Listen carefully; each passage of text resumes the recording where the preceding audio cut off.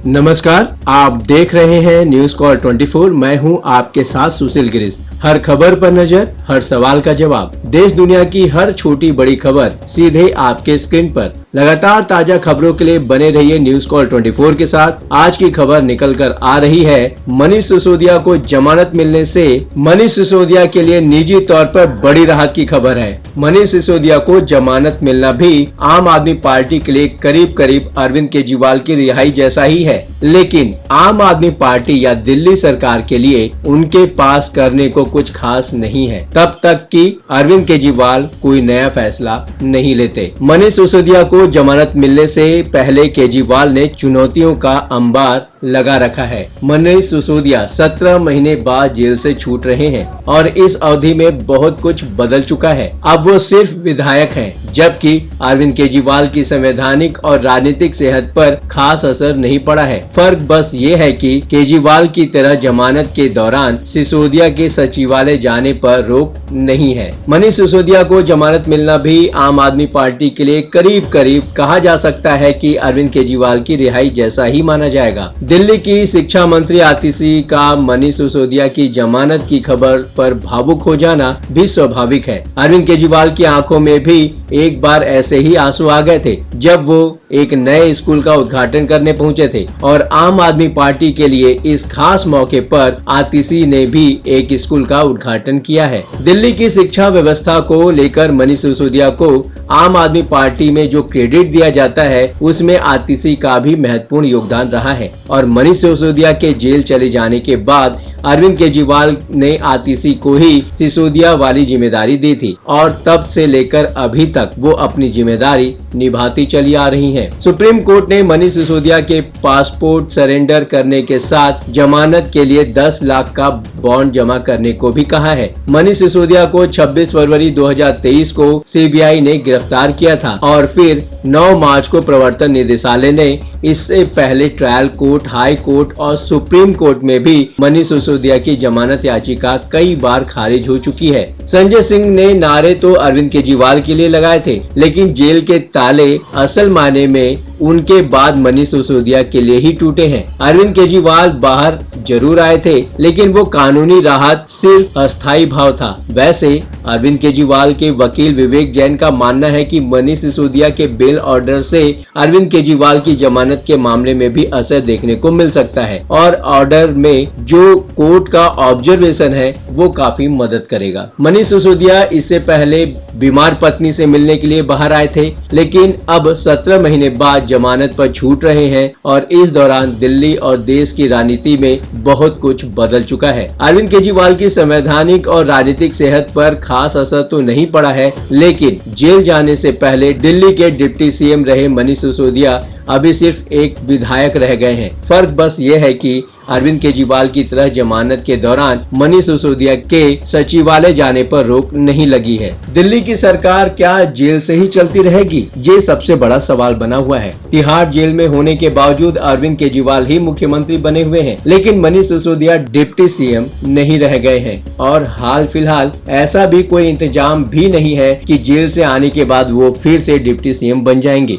ऐसा तभी मुमकिन है जब अरविंद केजरीवाल इस्तीफा दे दें या फिर अदालत से ही स्पेशल परमिशन मिल जाए। लोकसभा चुनाव के दौरान अरविंद केजरीवाल भी अंतरिम जमानत पर रिहा किए गए थे, लेकिन उनके मामले में कुछ शर्तें लागू थी। मनीष सिसोदिया के मामले में थोड़ा फर्क है। जमानत पर फैसला सुनाए जाने के बाद सीबीआई और ईडी की तरफ से पैरवी कर रहे additional solicitor general SV Raju ने मनीष सिसोदिया के लिए भी अरविंद केजरीवाल केस की तरह ही शर्तें लगाने की गुजारिश की थी। एसएसजी राजू का कहना था कि अरविंद केजरीवाल की ही तरह मनीष सिसोदिया के लिए भी सचिवालय जाने पर रोक लगाई जाए, लेकिन सुप्रीम कोर्ट ने ये अपील खारिज कर दी। मनीष सिसोदिया को जमानत देते वक्त सुप्रीम कोर्ट ने कहा कि वो समाज के सम्मानित व्यक्ति हैं और उनके भागने की आशंका भी नहीं है। केस को लेकर कोर्ट का कहना था कि मामले से जुड़े ज्यादातर सबूत भी मिटाए जा चुके हैं, इसलिए उनके साथ छेड़छाड़ करने की कोई संभावना नहीं है। 10 लाख के मुचलके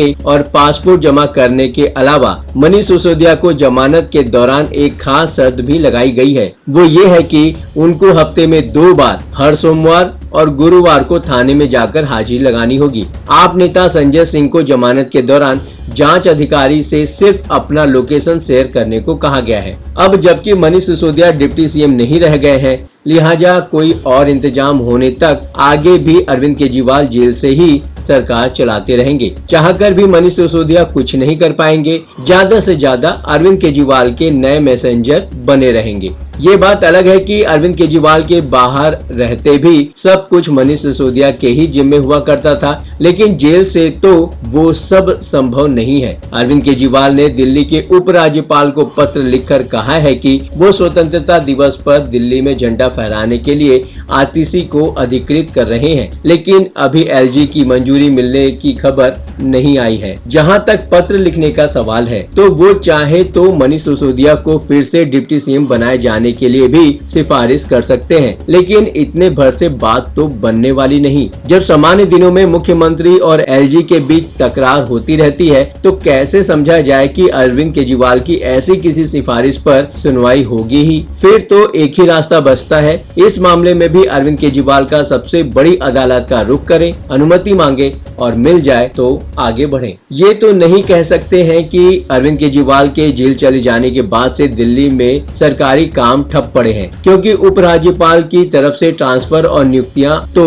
हो ही रही हैं। स्कूली छात्रों की किताबों को लेकर हाई कोर्ट ने भी आदेश दिया ही है, लेकिन ये तो है ही कि अरविंद केजरीवाल के हिस्से वाले काम को पूरी तरह से ठप ही माना जा रहा है। अरविंद केजरीवाल के हिस्से के जिस काम से आम आदमी पार्टी को राजनीतिक फायदा मिलता, वो तो रुका ही हुआ है। देखा जाए तो अरविंद केजरीवाल ने ऐसा कर रखा है कि मनीष सिसोदिया के लिए जेल से बाहर आकर भी कुछ न कर पाने का स्कोप बहुत कम बचा है। मौजूदा हालत में कुछ कर पाने का स्कोप बहुत कम बचा है। मौजूदा हालत में ऐसा ही हाल कहा जा सकता है, और उससे जुड़े बाकी पहलुओं को देखें तो लगता है जैसे अरविंद केजरीवाल ने मनीष सिसोदिया के सामने मुसीबतों का अंबार लगा रखा है। निश्चित तौर पर मनीष सिसोदिया के मन में भी ये सवाल जरूर होगा कि आखिर जेल से दिल्ली की सरकार ऐसे कब तक चलती रहेगी। आम आदमी पार्टी भी तो जेल से ही चल रही है। सुनीता केजरीवाल की भूमिका सिर्फ मैसेंजर भर ही बताई गई है। आम आदमी पार्टी के संयोजक अरविंद केजरीवाल की पत्नी सुनीता केजरीवाल विपक्ष के नेताओं से नियमित रूप से मिलती रहती हैं।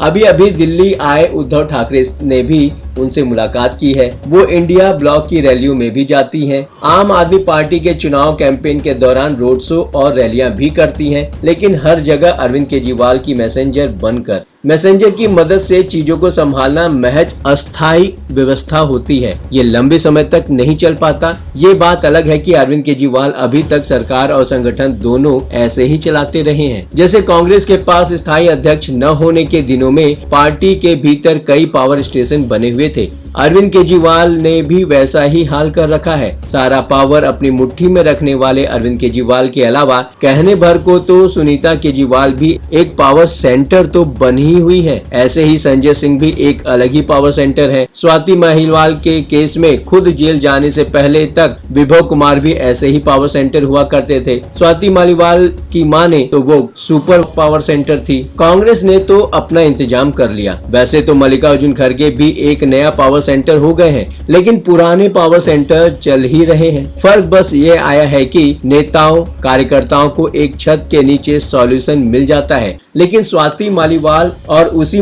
मामले के बाद संजय सिंह भी कुछ अलग ही भूमिका में नजर आते हैं। पहले वाली बात तो नहीं लगती। सिर पर चुनाव है और सब कुछ बिखरा पड़ा है। दिल्ली से पहले हरियाणा विधानसभा के लिए चुनाव होने हैं।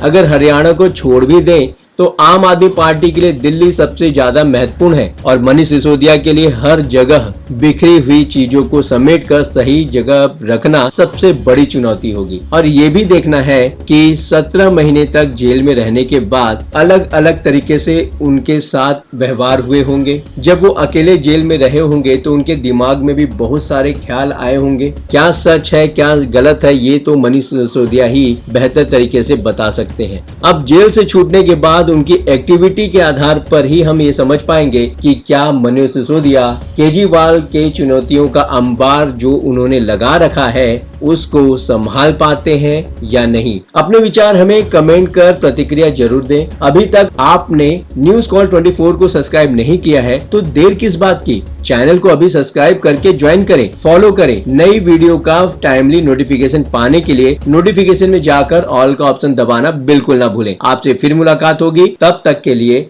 नमस्कार।